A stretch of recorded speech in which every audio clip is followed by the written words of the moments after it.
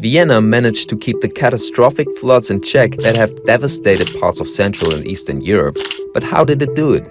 Well, it's because the city's flood control systems have been a long time in the making. Located on the banks of the river Danube, Vienna has been hit by flooding for centuries. In the past, the river repeatedly burst its banks.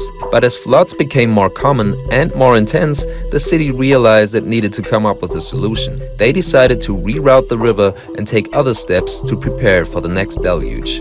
In the 19th century, engineers started by straightening the riverbed and creating a floodplain. This changed the landscape drastically. Today, only two bodies of water remain that hint at the former course of the river. The Danube Canal, a branch of the Danube that's now kept in place artificially, and the Old Danube, which today is cut off from the main waterway.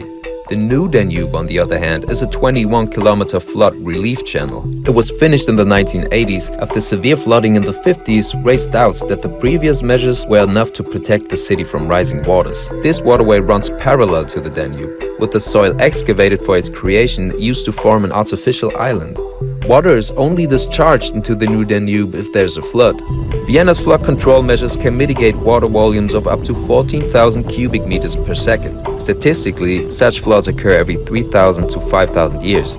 This capacity stems from data of one of the biggest floods that ever hit the city back in 1501, meaning Vienna's flood control system is very much designed for the worst-case scenario. The massive engineering projects carried out to protect Vienna against floods are hardly a one-size-fits-all solution. But the city's case highlights one of the key aspects of flood control: preparedness. This is especially the case with severe flooding events expected to only get more frequent in the future.